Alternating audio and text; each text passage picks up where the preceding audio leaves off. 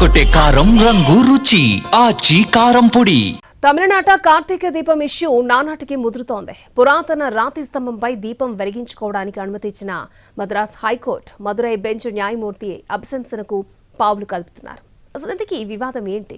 మదురైలోని తిరుపరంకుంద్రం కార్తీక దీపం వివాదం రోజుకో మలుపు తిరుగుతోంది. సుబ్రహ్మణ్యం స్వామి 6 పీఠాల్లో తిరుపరంకుంద్రం మొదటిది. కొండ దిగువన ఉచ్చిపిల్లయార్ ఆలయం ఉండగా కొండపై సుబ్రహ్మణ్య స్వామితో పాటు శివాలయం ఉంది. వీటికి దగ్గరలోనే దర్గా ఉంది. దీంతో కొండపై కార్తీక దీపం వెలిగించే అంశంపై వివాదం మొదలైంది.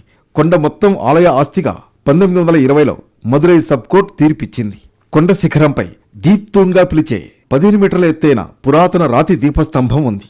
అక్కడ దీపం వెలిగించాలని ఆగమ నియమాలు చెబుతున్నాయి. అక్కడే సికిందర్ దర్గా ఉండడంతో ఘర్షణలు జరుగుతాయనే ఉద్దేశంతో దీపం వెలిగించకుండా అడ్డుకుంటున్నారు. ప్రస్తుతానికి కొండ దిగువన గల ఆలయంలో ఉచ్చి పిల్లయార్ వద్దే దీపం వెలిగిస్తున్నారు. అయితే ఇటీవల దీపం వెలిగించేందుకు అనుమతించాలంటూ రామరవికుమార్ అనే వ్యక్తి పిటిషన్ వేశారు.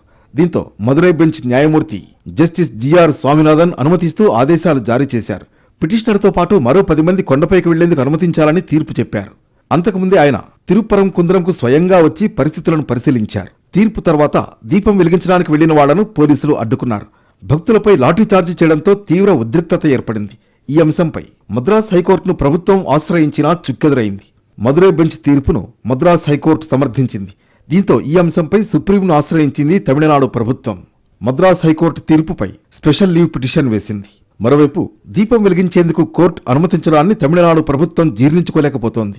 జిఆర్ స్వామినాథన్ అభిశంసనకు సిద్ధమైంది. అయితే హైకోర్టు న్యాయమూర్తి అభిశంసనకు 100 మంది లోక్సభ సభ్యులు గాని 50 మంది రాజ్యసభ సభ్యులు గాని తీర్మానంపై సంతకాలు చేయాలి. ఆమోదం లభిస్తే 3 సభ్యుల కమిటీ దర్యాప్తు చేస్తుంది. తర్వాత న్యాయమూర్తి తొలగింపునకు లోక్సభ, రాజ్యసభ ఆమోదం తెలపాల్సి ఉంటుంది. అయితే దేశంలో ఎప్పుడూ ఇవి నెగ్గలేదు.